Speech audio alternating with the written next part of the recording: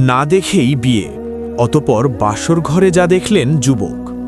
যুবতীর গুণের প্রশংসা শুনে তার প্রতি মুগ্ধ হয়ে না দেখেই বিয়ে করেন এক যুবক। স্ত্রীকে বাসর ঘরে গিয়েই প্রথম দেখেন, কিন্তু স্ত্রীর ঘোমটা খুলতেই তিনি মনোবেদনায় বিষণ্ণ হয়ে পড়েন। দেখেন তার পরম কাঙ্ক্ষিত স্ত্রী রূপসী নয়, কালো। তাই তিনি স্ত্রীর কক্ষ ত্যাগ করেন। মনের দুঃখে স্ত্রীর কাছে আর ফিরে আসেন না। নাম তার আমের বিন আনাস।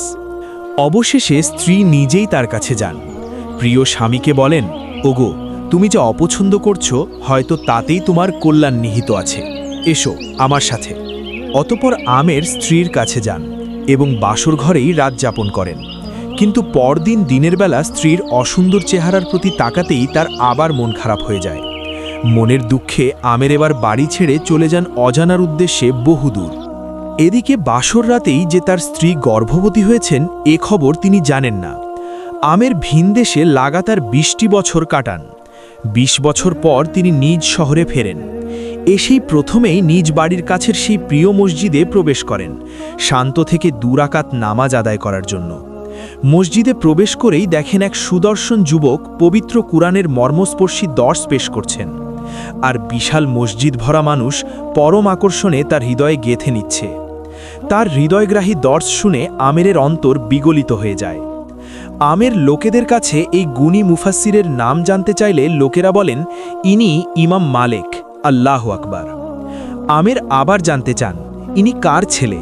লোকেরা বলল, এই এলাকারই আমের বিন আনাস নামের এক ব্যক্তির ছেলে, যিনি 20 বছর আগে বাড়ি থেকে চলে গেছেন, আর ফিরে আসেননি।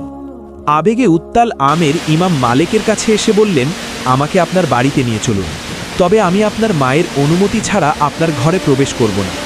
আমি আপনার ঘরের দরজায় দাঁড়িয়ে থাকব। আপনি ভেতরে গিয়ে আপনার মাকে বলবেন, দরজায় একজন লোক দাঁড়িয়ে আছেন। তিনি আমায় বলেছিলেন, তুমি যা অপছন্দ করছো হয়তো তাতেই তোমার কল্যাণ নিহিত আছে।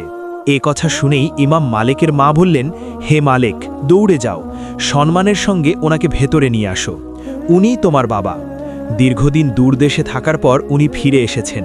এই হলেন সেই গুণবতী মা, যিনি ইমাম মালেক রাহিমাহুল্লার মতো সন্তান গড়ে তোলার কারিগর। তাই রূপবতী নারী দ্বারা নয়, গুণবতী ও দিনদার নারীদের মাধ্যমেই পৃথিবী আলোকিত হয়।